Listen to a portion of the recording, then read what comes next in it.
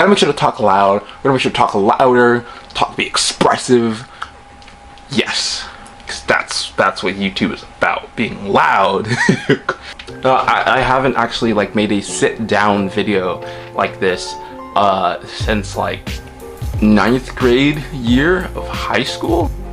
I definitely made that into the trash. It's great to be back though. It's great to be back doing YouTube. I've been wanting to get back into actually like uploading content consistently for 2 years now. I'm going to try and do daily uploads.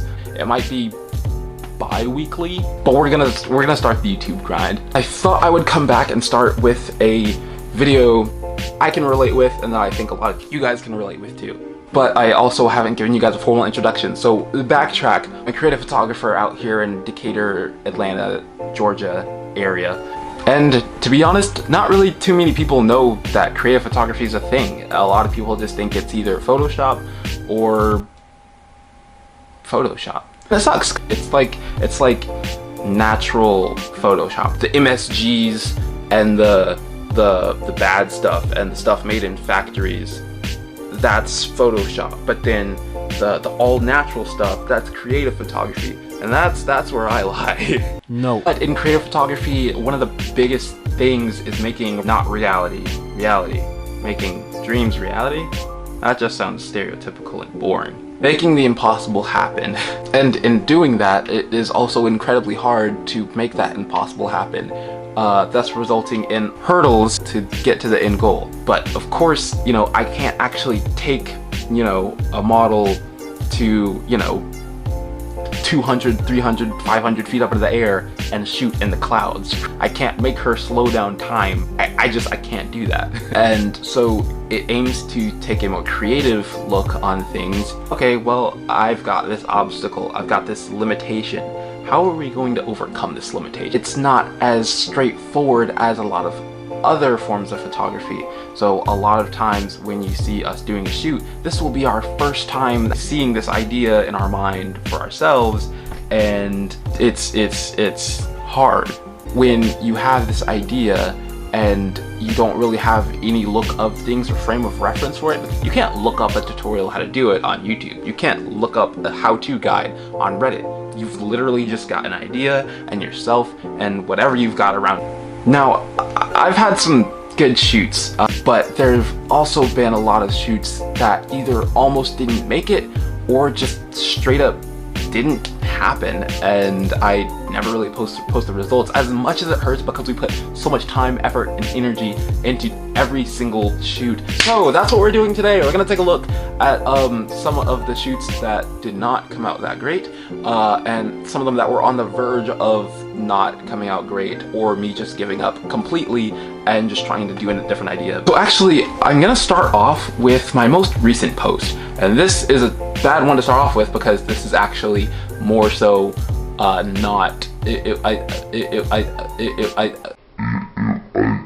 the idea was captured in editing, so it wasn't all done there on site. It'll make more sense when I just show you. So we're gonna start off with this one. I haven't posted this actually, and I'm still editing the behind the scenes. This shot was supposed to be this shot, but it wound up just not working out. I'll show you some of what happened, actually. It was pretty frustrating. This shot took maybe 5, 6, or 7 tries to get, and we finally got something that was okay, but it wasn't good, and it wasn't what I was going for, but I decided to work with it. So I go home to do post-production and I start editing. I realized that the 2 pictures that we're going to be combining were taken at 2 different exposures, which pretty much means I can't combine them. But I still didn't give up. I didn't give up hope on the piece. I tried. I really did, and it just didn't want to work out. In my eyes, this was a failed shoot, and I can't lie, I was kind of starting to lose heart on it.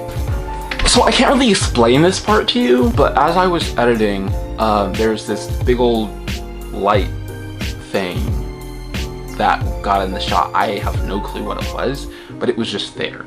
I looked at it, and this was the main thing that was kind of getting in the way, so I kept trying to get rid of it, and I couldn't. while still trying to make the picture look as natural as possible. But my mind, being artistic as it is, looked at it and I was like, huh, this kind of looks like a wing. So now from this random thing, this light flare or whatever it was in the camera, I now decide to completely scrap the second half of this shoot and just do it with this random thing that's just in here. So the very thing I'm trying to get rid of, now I'm working with.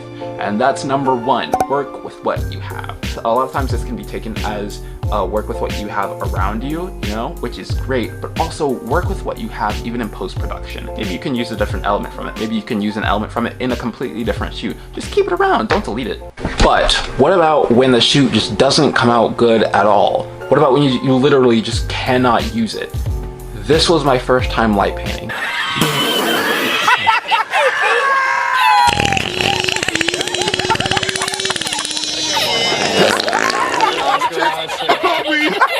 This was terrible. This was absolutely horrible.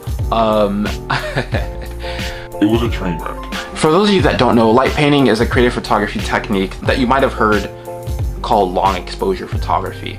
Now, if you have any sort of light source and move it anywhere within the frame while the shutter is open, your camera will capture the streak of light wherever you go. That's pretty much light painting. It's like drawing with light. As long as you keep moving and wear dark colors, you will not come out in the final shot. I tried a few other concepts that day and just none of them came out well, and it was kind of the first failed shoot. Number one, my light source wasn't as strong as it needed to be. My settings were not as good. The area where we were wasn't good. Angle that my camera was at was not good. The model did a great job. She just did everything I told her to do, and I told her to do all the wrong things. So I went back, did a little bit of research, got better light sources, better stuff, better things, watched a few videos, and this was the very next light painting shoot that we did. Yeah, it's a paradigm shift. I think this might have been the very next shoot that I actually did. And that brings me to number two. If you can learn from your shoot, that will pretty much just negate the whole fact that you had an entire failed shoot, because now that means every single shoot from like there on is going to be amazing. I have never had another failed light painting shoot after that. This was one of my favorite shots ever. I use it for like all my home screens. It's actually really cool, and it's so much fun showing people because they're like, oh hey, how did you get this shot? That's so crazy. We used two things, styrofoam and powdered sugar. Now initially I wanted to use dry ice, but number one, I don't know where to get dry ice. Number two, it was summer and it would not have held up. So I'm trying to do those things and plan for the shoot and plan for anything else that I can't think up of. And it's maybe like 5 minutes before I'm about to leave, and I notice we still don't have any substitute for the ice that we can't use. So I'm running around trying to figure out what to do, trying to make sure this is done, make sure that's done, and make sure I've got my camera, my SD card, my battery. The way that the kitchen is set up is there's the refrigerator, and then the sink, and then the pantry. So I walk over there and over to the refrigerator, and I walk back, and I walk past the pantry, and the pantry door just so happens to be open. And just because, I don't know, I have to look somewhere, I see the powdered sugar. I stop, I look at the powdered sugar, I think about the shoot. Powdered sugar staring back at me. We're gonna use powdered sugar for the snow. And I got a bag, I put it in, I rushed out the door, and it actually wound up coming out really, really good. Because if that hadn't happened, let's say somebody had decided to just close the door, I don't know what would have been done with this shoot. We probably wouldn't have done it, to be honest. It probably just wouldn't have happened. This next one isn't necessarily a failed shoot, but it's definitely one that I did not think came out good. It's actually one of my favorite shots that we've ever got of all time, because this one was an original idea, and original ideas to me are the best ideas. This one, like I said, it wasn't really failed. I just didn't think we got the shot that I wanted, and then I went home and looked at it on a bigger screen and freaked out, because this was exactly what I had in mind. Like exactly with those two gears, you know what I'm talking about, like right there, those two gears. Those are exactly what I had in mind. But it was also, like I said, the first time I got that initial idea from my head onto something physical that I can hold and show other people. Not only that, but I didn't think we got it. I thought we got some okay shots, but not the shot. You know. This one was a little crazy. So I had the initial idea for it, and I was actually going to try and recreate this shot from my favorite photographer, Jordan Quality. But the problem was, I didn't own the guitar. My mom owned the guitar, and I knew there was no way she was gonna let me take that all the way to the park. So I kind of had to like just do a little bit of sneaking out of the house. She knew I was going on the shoot. How long has that been? Well, that's embarrassing. Anyways, she knew I was going on a shoot. She just didn't know I was using her guitar. I make my way down the stairs. It's maybe about 30 minutes before the shoot, and I'm getting everything together. The last thing I have to get is a guitar, which I'm just going to grab and go on my way out the door. And I'm making my way downtown. So it's maybe 5 minutes before I'm about to leave, and I've got everything. So I'm like, okay, the guitar, that's the last thing we gotta get. That's the only thing we gotta get.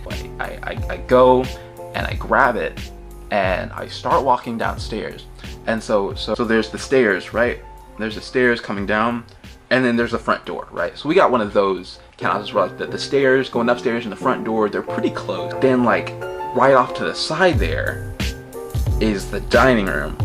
So you can see the front door from the dining room. In order for me to get out, I needed to pass through there, which is fine because she's in the kitchen. Now, the second, it's maybe like 2 minutes before I'm about to leave, and I'm coming down the stairs, and she sits down in the dining room.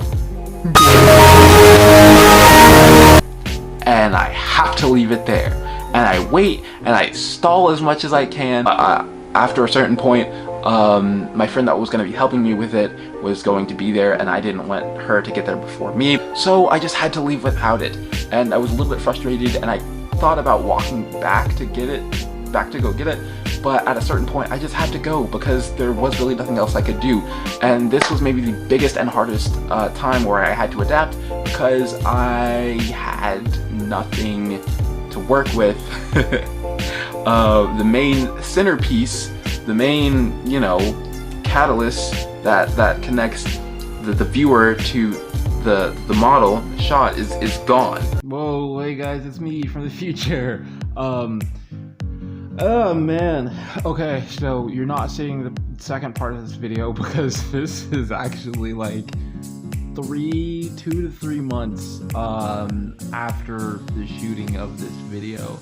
So much has happened since then. You can actually see I'm not even in the same place right now.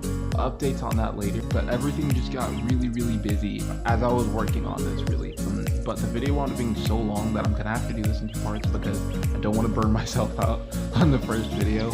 I've been doing like some smaller behind the scenes and stuff because I've still been doing shoots, but like bigger sit down videos like this are going to take a bit more. I'm kind of in this awkward spot where I can't really go in full time yet because there are other things that are kind of keeping me from doing it full time because of my current situation, and I won't be able to get out of that current situation until I'm able to do it more full time. So it's kind of like a big old it's a loop. It's a catch-22 problem that solves itself but can't be solved because it requires itself, if that makes any sense. I hope to keep up on the grind. Man, this past month has just been crazy, but no matter what, I'm gonna stay on that grind because nothing more powerful than a boy. So, I hope to do. Actually, I finally ordered my first product, so I'm really excited for that. I'll let you guys see what that is tomorrow. I am going to do a review, share some opinions, and compare it to my A7 Mark II because I got some interesting opinions. So, yeah, I'll see you guys in the next video.